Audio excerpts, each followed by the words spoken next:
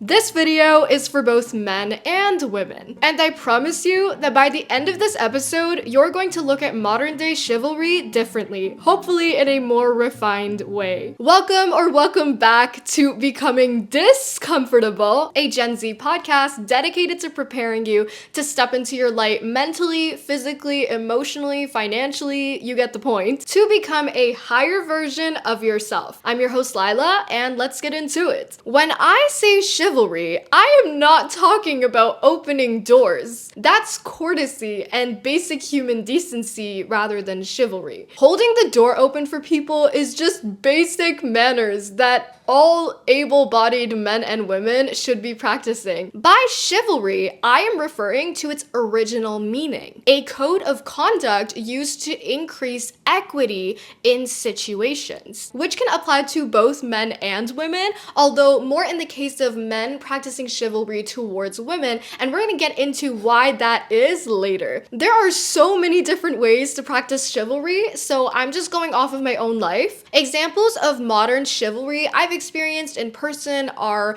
offering his jacket when I'm cold, offering to stand up when there aren't enough seats on the train, reducing a bill in some way, or removing tips, helping me get home safely at night. These are what I consider examples of chivalry. Other examples I've seen people mention are the sidewalk rule, where the guy kind of walks on the outer part of the sidewalk to shield the lady, paying on dates and the bills, walking or driving her home when she's alone at night. Notice how I mentioned equity and not equality. The term equity refers to fairness and justice, and it's different from equality. Whereas equality means providing the same to everyone, equity means recognizing that we do not all start from the same place, and we must acknowledge each other's disadvantages and advantages and make adjustments for these imbalances. I used to struggle a lot with understanding the difference between equity and equality, so to put it into perspective, we're gonna use the crate example. Here we have a picture of three people standing on crates behind a fence trying to view the game. They all have varying heights, and that affects their perception of the game. Equality is shown as giving each of them the same or equal amount of boxes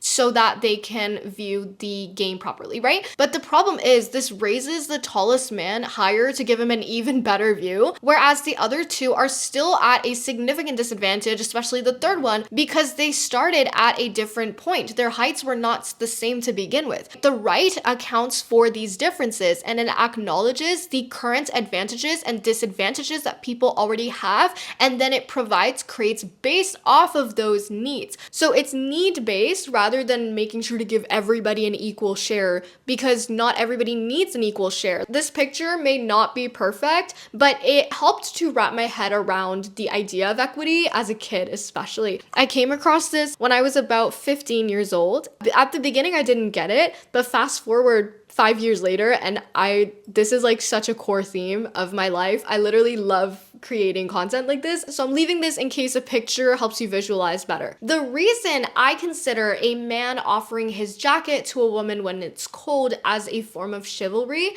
is because by doing this, he creates an equitable situation. Due to biological differences, women are more prone to feeling cold in low temperatures than men. Or also, a lot of women experience anemia, which can cause severe cold intolerance. As I've gotten older, I've come to realize that almost all my friends have had anemia at some point in their lives. I found out last year that I was dangerously anemic, and I had to take supplements for over a year just to get my levels back to normal and to feel normal and sane. This likely has to do with the blood loss experienced during menstruation. He feels the need to take care of her and relieve her cold intolerance because the cold is not affecting him as badly as it is her. Similarly, men will often pay for women on dates. And some people might bring up the fact that women work now, they can hold jobs, so why are the men still paying? Well, women only got access to bank accounts 60 years ago. Women did not have the right to inherit, and it was looked down upon societally for a woman to be working for herself. They were not allowed to hold property, they were considered the property, and still are in so many places of the world. They were not allowed to work for themselves, and they were only entitled to whatever was in their means, which made women exceptionally financially vulnerable because they had no agency, no autonomy whatsoever. So if they were married to someone controlling or malicious, they had no control over their own lives, essentially. This is why you see more rich men than rich women, because women haven't even had a chance to create generational wealth yet. Why? Because men gatekept the resources for so long, and therefore the playing field is absolutely not leveled yet at all. We are progressing, we're definitely seeing change, and I'm really happy about that, but we still have a long way to go to reduce the effects of systemic oppression. Women were barred from these basic human rights for so long, which had huge repercussions, as I mentioned, on wealth building, but also psychologically. A study from MIT Sloan Associate Professor Daniel Lee in the paper Potential and the Gender Promotion Gap found that on average, women received higher performance ratings than male employees, but received 8.3% lower ratings for potential than men. The result was that on average, female employees were 14% less likely to be promoted than their male colleagues. And because of patriarchy, many times women's leadership roles are still not taken seriously to this day in various parts of the world. It's not even validated due to the patriarchal nature of the societies that we're living in. Now, I want to emphasize there are places on earth that are matriarchal. There is such thing as matrilineal societies. However, with this, I'm referring to the vast majority of countries, the vast majority of systems which are still patriarchal or at least influenced by patriarchy. So because of this, women have to fight more, work harder in the same exact roles. And the irony is that no matter how much, no matter what they do, they're not going to be taken seriously. Not because they can't work hard, not because they're not competent, but because they're not a man.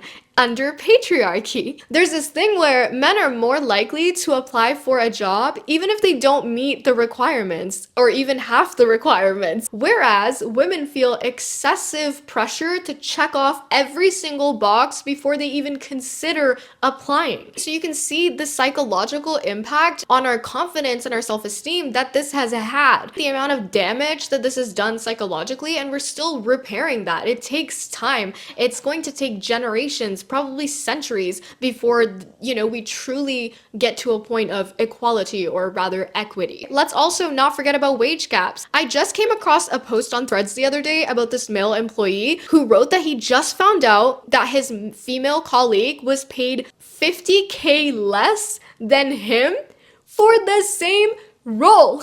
And now he took it up with the management, I think, and he's like supporting her. Shout out to him.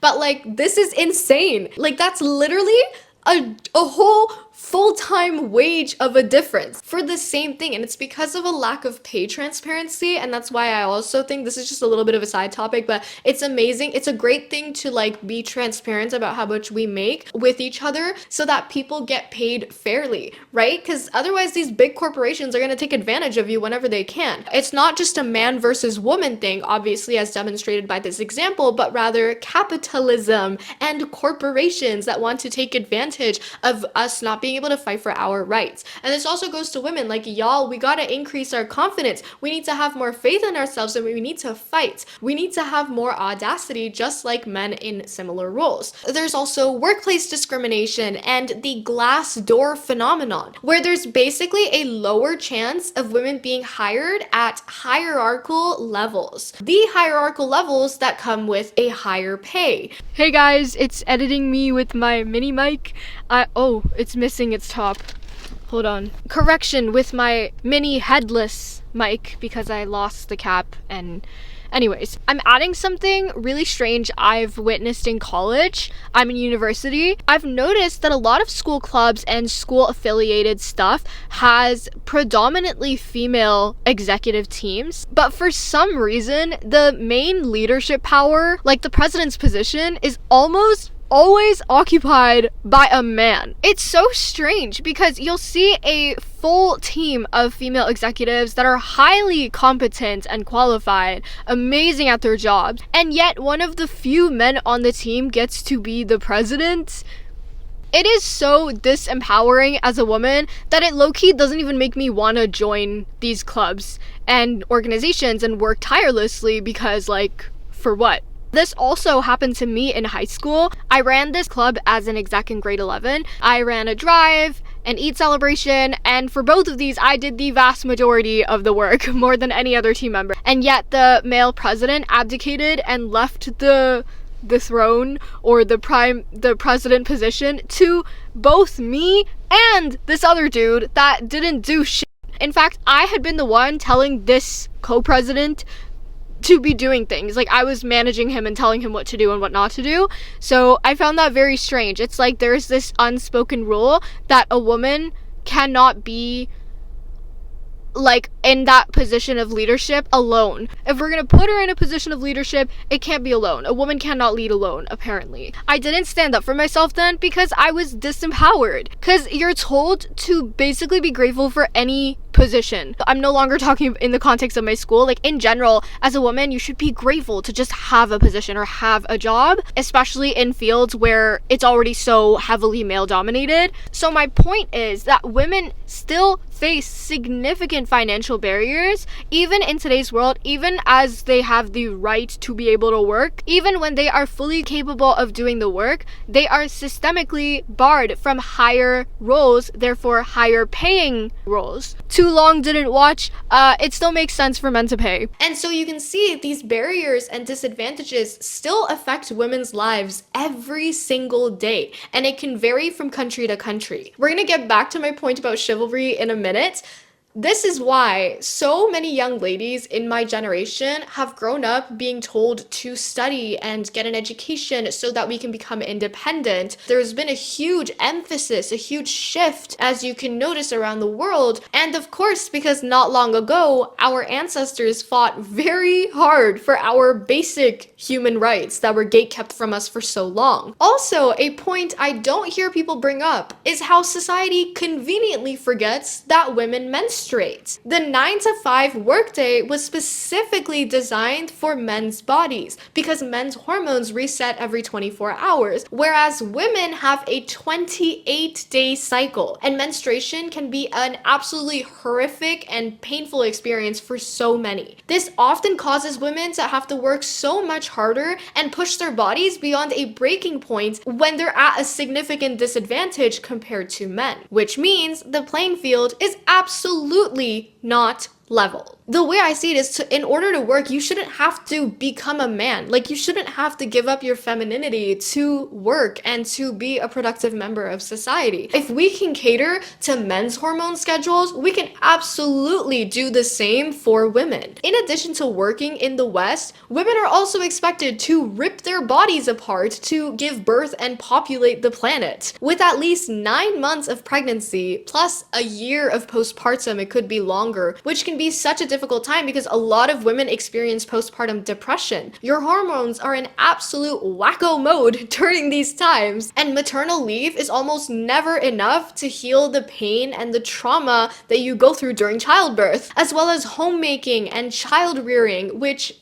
as studies show, still disproportionately affect women. Even working women, for the ones whose deadbeat husbands and partners sit on their asses while letting their partners do all the work. Because of these crazy roles and expectations and unpaid ghost labor, arduous amounts of labor, doing the disgusting, nasty things that nobody wants to do, nobody wants to touch, the roles, the jobs that a lot of malicious men have thought for the longest time were beneath them. Because of all of these, women's finances obviously take a hit. And so it will never be 50-50. How is a man going to 50-50 period pain every single month? How is he gonna 50-50 taking on the risk of potentially dying while giving birth? Or all the things that happen after childbirth, the permanent alterations to your body, the marks that it leaves on you, especially in a world that is so hell-bent on women's looks, based on ever-changing beauty standards, which also disproportionately affect women, and also capitalism loves to take advantage of once again. Hormonal issues, bladder issues, back pain. Open your eyes and look around and see all the unpaid labor of women that you have benefited from over the years. All the unpaid ghost labor that women have been performing since the beginning of time. And this is where chivalry comes in. Because although paying for a date may not alleviate these systemic problems and immense burdens on women's shoulders, it can serve as a kind gesture from a man to make a woman's life a little bit easier. And it's also one less decision to make, you know? With that being said, nuance is absolutely key. While yes, chivalry is supposed to create equity, everybody has different situations. And so for some people, this method may work, and for others, it doesn't. You get to set the rules for yourself. You don't have to follow society's textbook definitions of gender roles and rules, right? Unless you see an actual benefit. If you see, like I said, we're approaching this from a standpoint of like equity. How can we create equity in these situations? What can I do? But you both, as a man and a woman, we always ask ourselves, okay, regardless of who you are, regardless of what your gender is, how can I create equity within this situation?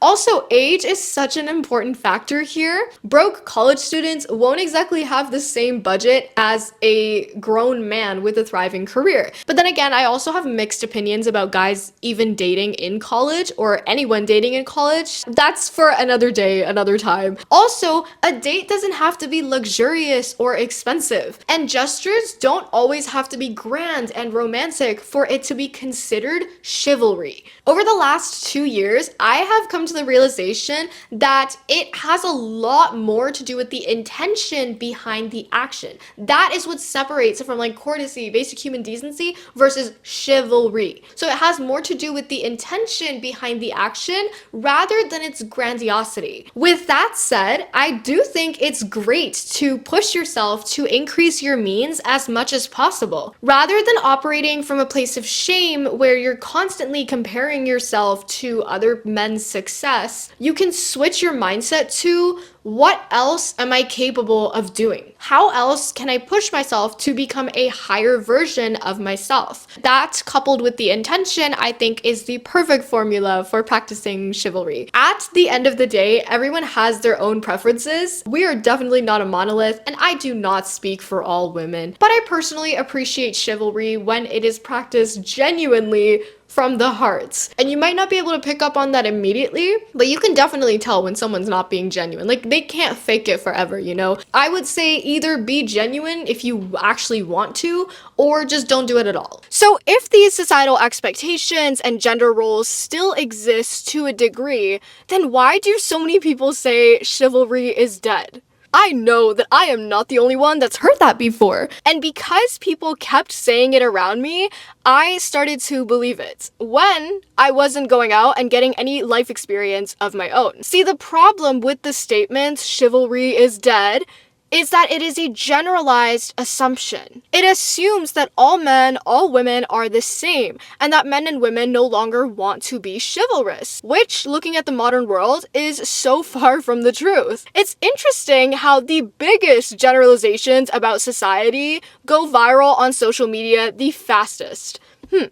I wonder why. I've realized that we are most susceptible to generalizations, to radicalization, to thinking in blacks and whites, with no in between, when we don't have much experience of our own. We rely on other people to do the thinking for us when we can't think for ourselves. The goal of this podcast is a mighty one. It is to bring nuance back that short-form content has stolen from us. I'm not saying short-form content can't be great. I'm quoting Jordan Teresa, who was probably quoting somebody else. TikTok is the place where nuance goes to die, or social media short-form content in general. I don't mind opening up and talking about my own personal experiences because I know it will resonate with at least one person out there who wants to try to think critically and not just follow radicalized opinions like a sheep. So the truth is, there is no easy yes or no answer to the question, is chivalry dead? Because all men and women are not a monolith, right? But if there is one thing I've learned about adulthood so far, it is that your beliefs shape your entire outlook on life. Your beliefs may not create your reality, but they certainly influence it. Chivalry is only dead if you say it is. There are plenty of men out there who have been raised well to respect women with an awareness of basic human common decency. There are also men who, after being hurt or growing up with poor role models, have healed and done the inner work to respect women and people properly. And the same applies to women, because you might think that women don't play a role in chivalry. You may think it's a lot easier for ladies to partake in chivalry because they're often the ones receiving it, right? But see, oftentimes childhood wounds or exposure to other toxic relationships can make it very difficult to accept chivalry in healthy forms. And so the issue isn't as simple as just blaming feminism or women hate chivalry now, but that they struggle to accept and receive it due to having to become hyper independent to protect themselves, to survive in this world. This is similar to how some emotionally unavailable people may struggle to open up and be vulnerable, like really vulnerable with people, which is so important for relationships. Actually, you guys, take a look at this video from the ex-patriarch. I've tried really hard to be attracted to men who treat me well. It's boring. It's not only boring, but it makes me feel uncomfortable. They're pushing an agenda that women should accept men who treat them bad. No. What this is yet another example of men talking over women and not listening to their experiences, hearing only what you want to hear and then using that to attack women based off your own insecurities. Now, I'm not familiar with the podcast or the hosts, but if I had to guess, if I had to make an assumption, I would assume not that this is some agenda against men, but based on a history of bad experiences, to where genuine kindness from straight men feels like a performance because that has been their only experience of men. And what do I always tell you? Check the sources. Because if you let that clip play for just a few seconds longer, take a guess what the context is. It's not only boring, but it makes me feel uncomfortable. So, okay, so I'm that's really weird and off-putting because I'm not used to that kind of love. I keep having to check myself because he's not gaslighting me.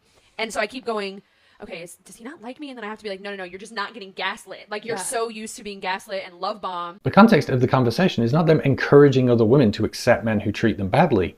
It's the exact opposite. They're taking accountability and recognizing how they are stuck in that abusive cycle, talking about their problematic attachment styles and how they are self-aware that they are drawn to men who are not necessarily good for them. That stable and healthy relationships feel boring, uncomfortable, entirely because they are so used to accepting abusive behavior from men. It's a continuation of the conversations we're having here. How men only pay attention to women when they want something, or that their relationships are transactional, lacking compassion and empathy. And here we're hearing how women have been conditioned to expect this abusive behavior from men. But genuine kindness and compassion feels unnatural, feels fake, because it always comes with a cost, and they're just waiting for the other shoe to drop. He'll DM you to tell you that you're beautiful, but only because he wants to hang out. He'll buy you a drink, but only because he thinks he can get you tipsy and take advantage. He'll pay for dinner, but only because he thinks you'll go back to his place. And that should be the conversation here. Normalizing men being kind and good and genuine to where that becomes the norm, not some strange anomaly where women are having to remind themselves that not being gaslit and abused in their relationships is actually a good thing. No, instead, we're ignoring the conversation and topic at hand because God forbid the topic is ever about men's abusive behavior. No, more importantly, men got their feelings hurt.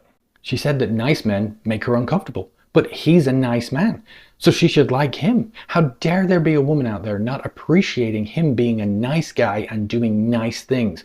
We have to stop this madness before it spreads. The problem here is once again that desperation that men have to see every single woman as a potential romantic interest, and therefore every woman should be interested in him. And if she's not, if she dares to utter any sort of opinion that might disqualify him as an option, even when she recognizes it's a flaw in her own behavior, well then all context goes out of the window and we must immediately bully, degrade and shame this woman. All of which further proves the point that women's suspicion of nice men is not only completely justified, but a protective measure against that inevitable moment when he stops being nice. To clarify, women do not owe you attention because you are nice.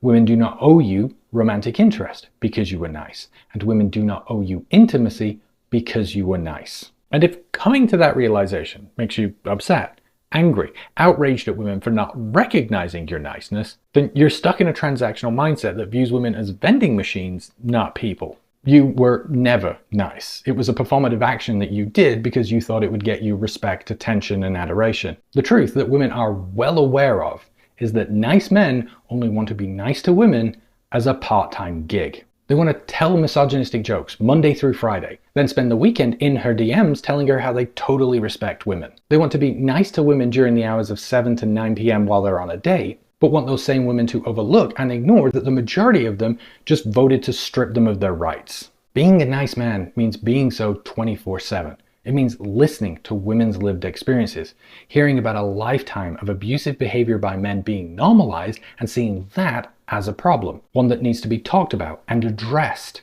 Not dismissing everything you heard to talk over women and center yourself and the fact that nice guys like you aren't getting the pat on the back and parades that you rightly deserve. Nice people don't spend their time being upset they aren't recognized for being nice. They change people's minds by being nice. This is why throwing around generalizations like chivalry is dead, or using words like gold digger or simp to police people is so harmful. Because a lot of the times people's behavior, like chivalry or a lack thereof, or even faking chivalry, like being a nice guy or a nice girl, is a direct result of past wounds, many of which are still open because we're never taught to heal ourselves or even basic self-reflection because it wasn't practiced by people before us.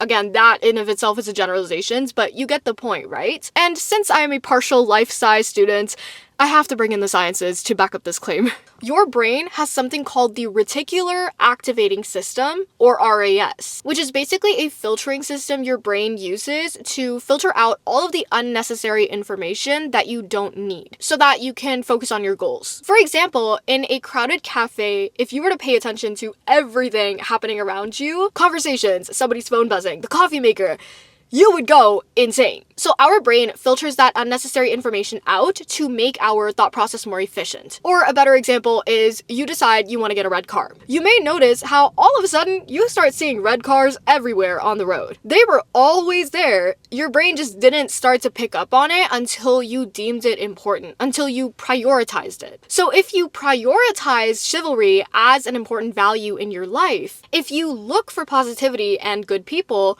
you will likely find them. Does this mean you will never come across any disrespectful people in your life? Nah, probably not, because this is life, not a Disney movie. Actually, even Disney movies have villains in them. But it definitely makes for a more positive experience, right? And studies literally show that people who are more optimistic, with optimistic mindsets, tend to live longer. So there you go.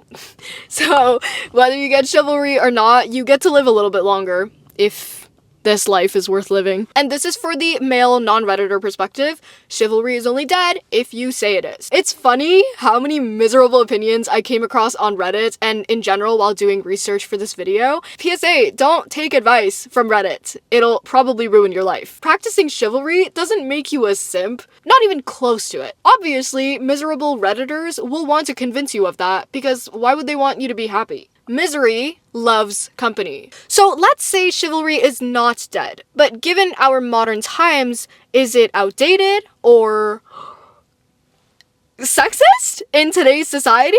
I've seen people quoting feminism to suggest that chivalry is sexist. I've seen some women claim that they don't like it, that it is a societal construct, and they've dubbed it benevolent sexism. And then I also came across some miserable, mentally broke men on the internet, of course, complaining about how chivalry is unequal and has double standards, when ironically, it is men who perpetuate the values of chivalry in public most often. Do you know who taught me about chivalry and the treatment I can expect as a woman?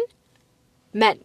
They taught me through their actions and by showing respect. I was actually really surprised to come across these arguments because my take is so vastly different, as this is one of the few times where gender roles actually benefit our society. Firstly, practicing chivalry towards someone has nothing to do with them being a lady traditionally. Like, sure, femininity may increase the perceived value in the eyes of men who value these traits, which can contribute to the benevolent sexism as dubbed before. But chivalry, like the original meaning of chivalry, is not contingent upon femininity, right? Remember, it's based on creating equity. And a little public announcement: chivalry does not count if it doesn't come from the heart. Nice guys may be able to use it to love bomb temporarily, but the truth always comes out. These opposing arguments that you'll mostly only come across by keyboard warriors on the internet and seldom men in real life are that men no longer have an incentive to practice chivalry because women are no longer traditional. As in, now given the choice, women are opting out of cooking and cleaning and bearing the burdens of child rearing on their own. First of all, being chained to a house all day to cook and clean is not traditional. That is indentured slavery, which is why women took to the streets and feminism was born in the first place. It was also never mutually agreed upon. Women never had the choice to previously opt out of a role that was forced upon them, therefore invalidating the entire concept of traditionalism because it was non-consensual. I would agree though that modern shifts like hookup culture may definitely contribute to a decrease in incentives for chivalry. I was about to say slavery. But again, only by the nice guys who were always in it to get laid anyways. Secondly, you can hold feminist values without actually being a feminist, and also while sharing a somewhat traditional conservative perspective on things. You can choose what you believe in. You don't have to subscribe to a specific school of thought, so you don't have to be either traditional or either modern. Like, who said that? Who made those rules? A person using their brain is going to naturally want to choose the best from both of those, right? Cherry pick all the best values that serve you, that serve society, and then throw away the rest of the trash that is no longer relevant, that never was in the first place. Use your brain. You've been exposed to all these different schools of thoughts, ways of thinking, but you're not going to agree with all of them, right? You're going to make your own decision. It's kind of wild how this is such a simple concept, and yet there are like wars over this on the internet. Women can be independent while also depending on a man, as long as it's a mutual decision. Some men genuinely love to provide and even get offended when you try to pay. Some women love to be provided for, whereas others find it difficult to accept money or gifts from men. And again, this sometimes goes back to trauma, whether we know it or not. Put it this way: if you've been humiliated, denigrated for relying on a man in the past, then you're inevitably going to struggle with accepting help from a man, because due to the trauma, you now subconsciously believe that there are always strings attached, or some form of humiliation is always on the way. People are so much more complex than a simple yes or no answer. Like, nobody wakes up one day and just decides not to get help or really struggle with it. I mean, yes, some people have those personalities. We all are born with different personalities, but a lot of the times that is the result of trauma, bad experiences in the past. Now, this question, is chivalry outdated in today's world, actually has a clear answer. It is that, regardless of ever-changing societal norms, as long as our biological differences remain the same, chivalry will never be outdated. It might just look slightly different. As women hopefully start making more money, now that we finally have the chance to start creating generational wealth, I would actually love to see men's chivalry and men's overall role in society become not only about providing financially, but also mentally, physically, emotionally. Now that women are starting to become independent financially, they won't settle for an asshat who can't provide mentally, physically, emotionally. In other words, a man only having money will no longer allow him to access women like in the past. And of course, this is gonna make the men with ill intentions mad, because they offer nothing more than money. But society is changing. We're saying that we need more now. And so the men who adapt, the men who get it, get it. The men who don't. So the key here for my ladies is that if you create this new market demand, the men will supply. If you demand mental, physical, emotional chivalry in addition to financial, and you do not settle for less, then this is when you will begin to see men change their ways. And boy oh boy will you be tested, because society loves to put the bar in hell for men in certain parts of the world. For a little bit of context before you come at me, I am ethnically from Pakistan and Desi culture or South Asia. And you know how men are prioritized and how internally misogynistic that many parts of that culture can be. So I'm saying this in reference to that, but I've also seen this in the West too, which is where I grew up. It's absolutely present around the world, but in some places more than others. But the interesting point to note is that this is changing. I'm actually seeing both men and women respond to these changes, which I'm going to show you in a few minutes. Also, I wanted to point out how some men might think this is just a lot more work for them, but do you not find solace in the fact that you are no longer perceived as just a walking wallet or a walking ATM machine? Like, there is so much more value that you can provide. There is so much more value. Every single person has inherent value, right? And you've been taught to reduce that value to money because we live under capitalism. In this system, you have been taught to believe that your entire value revolves around money and your status and your resources, which is just simply not true. There are so many other ways to provide value. Okay, so you can think of it almost as like a challenge. This is pushing you to be creative and see how far can you push yourself to be valuable. I just want to emphasize that chivalry is not gendered. No one is putting a gun to your head and telling you to be chivalrous or accept chivalry. I have never had to ask a man to do these things for me, the ones I mentioned before. It is men, once again, who keep teaching me about the different ways that I can be respected, feel respected, and seen. They do it because they like to do it. Good men love doing things for you. They love seeing you thrive. And this applies in romantic context, yes, but even in general. Men who have been respectful and chivalrous to me in public have never tried to hit on me afterwards. So they've done these things because, first of all, it's human nature. And second, I totally believe that it is a biological instinct. Like, good men are programmed to enjoy helping women and taking care of them. And a lot of the times, even if I don't need something, but a man kindly offers it without any malicious intentions, I will simply take the offer out of appreciation because I know it makes him feel respected too. That being said, if a guy doesn't want to do it, he shouldn't feel pressured. You can't change somebody who doesn't want to change. And if somebody's being forced to practice chivalry, well, they're not really doing it, are they? I successfully managed to keep a straight face throughout this entire episode. That's a feat. That's not me saying that any of this is satirical. I mean it. I mean every single word. It's just, it feels like people don't talk about this very often. This feels like the modesty video that I made oh my gosh. It's been almost a year since I posted that episode. That's actually insane. If you don't know what I'm talking about, you can just see it on my page. It's not that far along because I haven't really posted very much in the past 12 months. These videos just take a really, really, really, really, really long time to research, script, film, edit, the ideation process even. It's a lot of work behind the scenes, and it is a one-woman show so far. So anyways, and this is gonna sound like a generalization, but I think it's a positive generalization. So we feel respected when men do things for us. They feel respected when we appreciate their efforts. Not to sound corny, but it's like such a beautiful concept. It's why men and women complement each other so well. Like, literally, a simple thank you or a compliment from a woman will make a guy's entire day. So while chivalry is typically used to describe men's behavior in society, it is actually not limited to them. As we go back to the origins of chivalry again, it was about, I want to hear you say it, equity!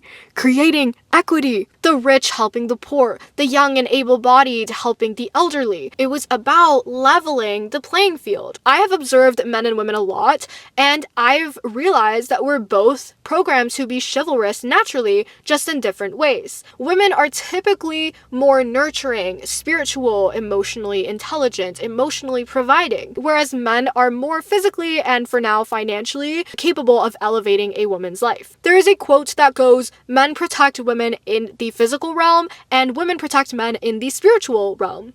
Food for thought. And when I say protect physically, I don't just mean from other men, I mean from themselves. The poison and the antidote. But that's a discussion for another day. Hopefully you can now understand why chivalry is often expected to be practiced by men more than women, and when done correctly, it's not sexist, because it comes down to the biological and fundamental differences between men and women that equality does not always account for. Which is why I don't identify as a feminist per se. And also in general, I just don't like tying myself to schools of thought. I find it so strange how people identify with political groups, like as liberal or as conservative or as Democrat or Republican or whatever. That's so weird to me. You're letting that box of thoughts, that boxy way of thinking, just dictate your thoughts and actions. You can pick and choose values from multiple. You might be a little bit Democrat, a little bit conservative, right? You have to use your own brain and common sense for that. So yeah, I don't identify as a feminist in any way,